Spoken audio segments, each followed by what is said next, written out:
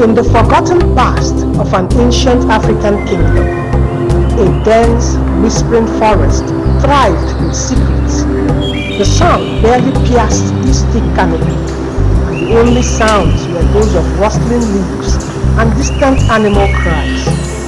Within it, Akrika, a fearless and arrogant hunter, stalked a wounded jackal.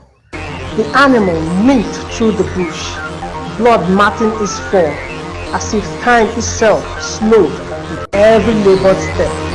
Akrika, known across tribes for his unmatched precision and ruthless nature, crept closer with a snap. His spears sang songs of his victories, of lions slain with one shot, and pythons wrestled with bare hands.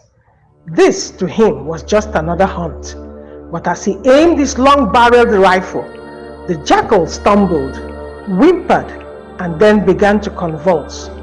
Before his disbelieving eyes, the beast twisted and transformed into a woman, naked, wild-eyed, with tears carving paths down her dirt-streaked cheeks. The woman, panting and frail, knelt before him. Her voice trembled, but her eyes held ancient wisdom and deep fear. "Please," she whispered, clutching her side. "I am not merely an animal. I am a guardian of the old path, returning from a sacred gathering. My children await my return. Spare me, mighty hunter. I mean you no harm." For a moment, Akrika's pride gave way to awe. Never had he seen such magic. But his ego returned just as swiftly. He saw the opportunity to add a mythical creature to his list of kills. His eyes darkened, ignoring her plea. He raised his gun again. The woman's tears ceased. She looked directly at him, and with a calmness that chilled the air, said, "You may take my life, Akrika, but know this, I curse you and all your seed. Pain shall bloom in your name for 4 generations." Then, with the crack of the gun, her body twisted back into the jackal form as life ebbed away. Laughing proudly, Akrika hoisted the jackal carcass over his shoulder and marched home, brushing off the curse as the ramblings of a dying beast. His village welcomed him with drums, elation, and wide-eyed awe at the prize he brought. That night, his family feasted on the jackal. His 2 wives, Laura and Ebele, danced with joy, and his 12 children filled the compound with laughter. He named the feast the day the gods bowed to man. Songs were composed, and his fame spread beyond the rivers. But the forest, silent and ancient, remembered. That night, while others celebrated, a heavy fog cloaked their compound. The drums slowed, shadows stretched unnaturally, and animals grew restless. A raven, blacker than the night, perched on the compound gate and let out a screech so chilling that even the bravest hunters felt a chill run through their bones. The years passed, but the joy Akrika once knew turned bitter.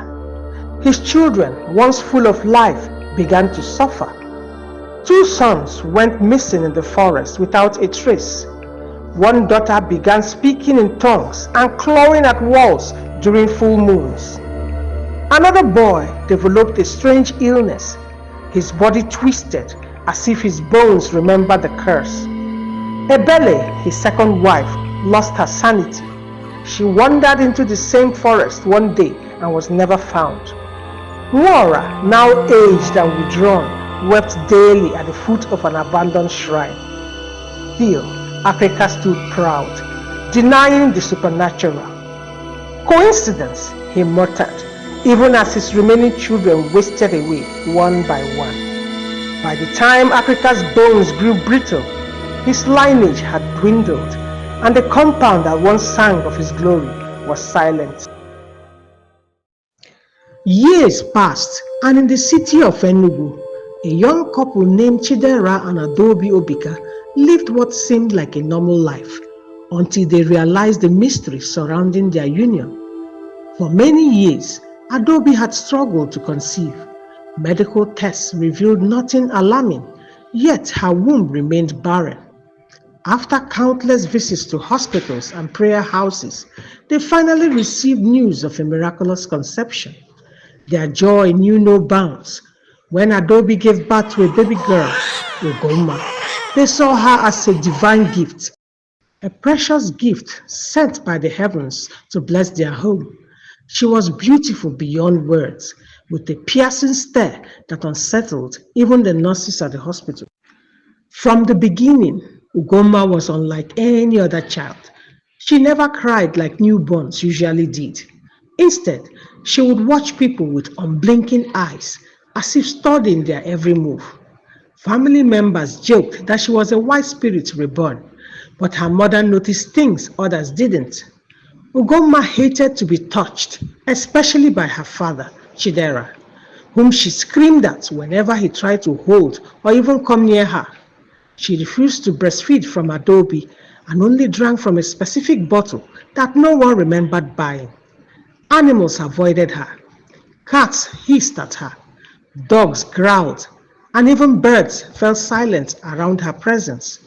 There was a heaviness around her, a haunting chill that crept into rooms she entered. As she grew older, her behaviors became increasingly disturbing. At just 2 years old, she could speak fluently, far beyond her age. She would often mumble to herself at night in languages no one recognized. Her parents would find her awake at odd hours, sitting by her window, eyes glowing faintly under the moonlight. At age 4, she began drawing disturbing images, figures trapped in flames, jackals with human eyes, and shadows looming over a man who looked eerily like her father. Adobe burned the drawings, terrified of what they could mean, but the more she prayed, the darker Ugonma became. Tragedy followed Ugonma's birth like a shadow. After her arrival, every pregnancy Adobe conceived ended in unexplained miscarriages, each more painful than the last. The doctors were baffled. One even hinted at the possibility of spiritual interference. Neighbors whispered that the Obikas had dined with spirits. Some nights, Adobe would wake up to find Ugonma standing beside her bed, watching her with expressionless eyes. Once, she caught Ugonma whispering to an empty chair, giggling and nodding as if receiving instructions. Even worse, the girl's hatred for her father intensified. She sabotaged his work, shredded important documents, and once tried to push him down the stairs. Desperation drove Adobe into fasting and midnight prayers. Chidera, though skeptical, began to fear their daughter. Then came a breakthrough. Adobe met a traveling prophetess at a crusade in Nsukka. The woman, without being told anything, pointed at Ugonma and declared, "She is not yours. She carries the blood of an ancient rage. You were only a vessel." The revelation shook them. The prophetess, whose name was Mama Ijeoma, invited them to her prayer camp deep in the forested outskirts of the state. There, during intense prayer sessions, hidden truths began to unravel. It was revealed that Ugonma was the fourth incarnation of a vengeful spirit, an animal woman whose soul had been trapped in cycles of pain. One night, during deliverance prayers, Ugonma let out an inhuman scream that echoed for miles. Her body contorted, bones shifting beneath her skin. She growled, not like a child, but like a beast cornered in battle. Everyone present knew it was not the girl speaking when she roared, "He should have spared me! He should have listened!" The ground trembled slightly and the air thickened with tension. A chilling wind swept through the prayer camp. Even seasoned intercessors grew afraid. The prophetess anointed the girl with oil, commanding the spirit to reveal its true form. In a blinding flash, the Jackal woman appeared, hovering between form and shadow. The spirit's tale spilled forth in rage and sorrow. She had been a guardian of the forest, a protector of nature, betrayed by Akrika's arrogance. Each generation of his bloodline had faced her wrath, accidents, insanity, deaths. Ugonma was merely the latest vessel, chosen not by fate, but by the pain that still lingered in the spirit's soul. She pointed at Chidera and wailed, "Your blood smells like his. I will not rest until the debt is paid." Adobe fell to her knees, begging for mercy, but the spirit was unmoved. "Pain must answer pain," she said. The prophetess revealed that only a ritual of forgiveness, done in the exact forest where Akrika committed his sin, could free Ugonma. The Obikas were stunned. None of their ancestors had ever spoken of such a past. But when Chidera questioned his aging father, the old man broke down in tears. He told them of the family's true name, Akrika, and how they had changed it generations ago to escape the curse. They had hoped time would dilute vengeance, but vengeance, the old man said, does not forget. With guidance from the prophetess, they embarked on a spiritual journey to the east. They found the old forest, now overgrown and nearly forgotten. At its center stood a moss-covered stone, stained with time and silent history. The prophetess prepared a sacrificial altar, not of blood, but of humility. Chidera and Adobe knelt, offering forgiveness, prayers, and ancestral confessions. Ugonma screamed as the spirit resisted release, but the voices of prayer were louder. The Jackal woman's form flickered in agony. The moment was electrifying, as if the very air had shifted. The girl's eyes, once blank and unseeing, now blazed with a fierce, unnatural fire. Her small frame trembled violently, her voice rising in a tone that no human throat should have been able to produce. "I am in Kiruka," she snarled. But the voice that emerged was ancient, gravelly, and laden with pain. The room grew colder. A foul wind blew from nowhere, and the scent of wild animal musk filled the air. Everyone staggered backward in fear. Ugonma's limbs twisted, bones cracking in unnatural positions as her body contorted. Her skin shimmered, patches darkening as if fall would break through. Then she collapsed to her knees, breathing heavily, her voice breaking as she continued. "I carried life in my womb and he took it. I begged, but he took it." Tears streamed down her now transformed face, flickering between child and beast. The woman of God stepped forward bravely, commanding in thunderous tones for the spirit to fully reveal its purpose. In a final defiant scream, the spirit declared, "I was coming for him, for the blood of Akrika. Through the wombs of time, I searched for his soul. I found it in her father, and I swore he would know my pain." Her voice cracked into a sob, not of weakness, but centuries-old grief. It was no longer just vengeance. It was a cry for justice. In that moment, it became clear to all in the room. This wasn't just an evil spirit. It was a broken soul, a mother whose cry had been lost in time. And now it stood at a crossroads, vengeance or release. The woman of God's hands began to glow with spiritual heat as she whispered prayers that carried the weight of generations, ready to confront a curse born of sorrow and blood.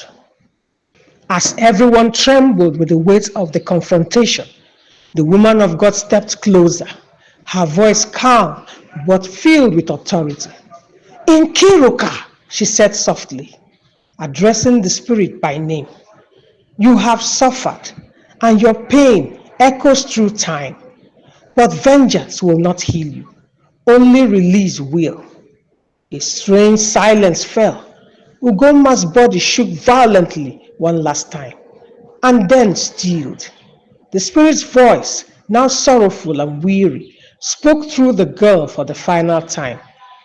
I waited so long for him to feel what I felt, but now I am tired. The prophetess knelt before her, cradling Ogunma's face with reverence. She began the final prayer, a call for peace, not power.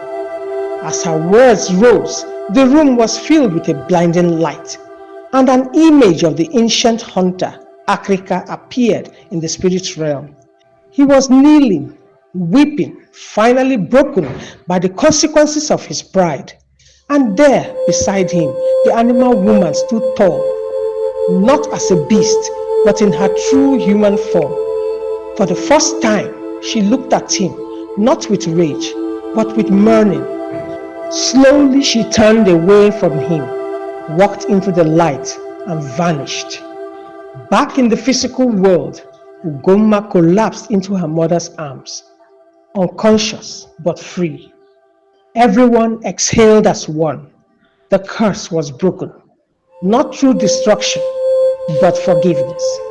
Her parents wept, realizing the true cost of ancestral pride and the miracle of redemption. That night, the stars shone brighter than they had in generations, and though scars remained, peace settled upon the family. Ugonma would grow up remembering none of it, but her soul would carry the light of freedom. The hunter's bloodline, once cursed by cruelty, had finally been washed clean, not by war, but by the power of mercy. Moral of the story: the sins of pride and cruelty echo through generations. Mercy denied can return as judgment. True freedom only comes when past wrongs are confronted, confessed, and cleansed. Join me for more fascinating stories on African flavor folk tales. And if you enjoyed the story, don't forget to like and subscribe and comment if you feel a connection to this story. Thanks for watching. Please do remember to like and subscribe and hit the notification bell for more contents like this. And let me know your thoughts in the comment section. Bye.